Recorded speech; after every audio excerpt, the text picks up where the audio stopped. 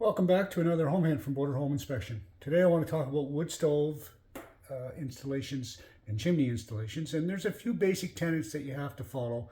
If you can remember these few things, that will help you, really get you started on getting a wood stove installed. If you do any of these things wrong, then your install is going to fail. Now, the wet inspection is not a wet certification. We don't go out and say that we certify the stove to be safe. We just say this is the minimum standards based on the manufacturer's information as well as some various codes. So again, there's a few things that you have to be absolutely sure about. Here's what I can show you here. So we got the chimney coming up through the second floor of this house, and there's a couple of things to notice right away. First of all, I shouldn't be able to see the chimney. It needs to be boxed in. Why do they make that rule? Because people have a tendency to say, oh, that pipe's nice and warm, and we want to hang our clothes on there or whatever. And of course that becomes a fire hazard, and it could be damaged, and there's various reasons. The thing is that it has to be enclosed. Second thing that is paramount is that you do not have anything within 2 inches that is combustible. So in this case you can see it's just about touching the floorboards, and that's hotter there than it would be further up, of course. So it's important that you keep these clearances. Any certified chimney is going to require a minimum of 2 inches clearance. So now we'll go downstairs and I'll show you what I see down there.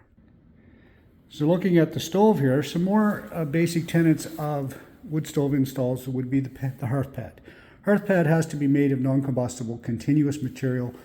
Some stove manufacturers require a certain R value and thickness of material and so on, but let's just concentrate on the sizes.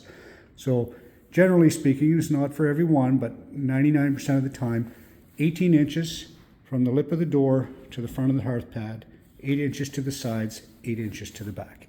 Now, there are some stoves that only require 2 inches to the wall, so it'd be pretty hard to get 8 inches on the hearth pad. So it's fine just to bring the hearth pad back tight against the wall.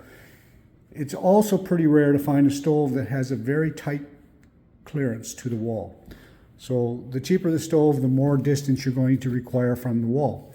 In this case, this stove requires 12 inches from the corner to the wall. So what they've done is they've shielded the wall. I don't know if that's it looks like it was done more or less professional, but anything that could be heated has to be covered. So they'd have to extend this out this way.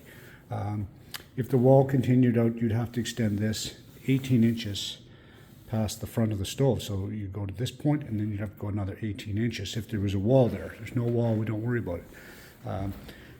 Same thing here. We got wall material that is combustible and can get overheated. So that's just a few things that I'll point out. Double wall pipe is required most of the time because we don't have 18 inches of clearance. You need 6 inches between here and the wall. Usually this piece coming out of the ceiling has to be down 3 to 5 or maybe even 6 inches depending on the manufacturer. So if you're putting in a stove, look at the label, make sure that it gives you the clearances.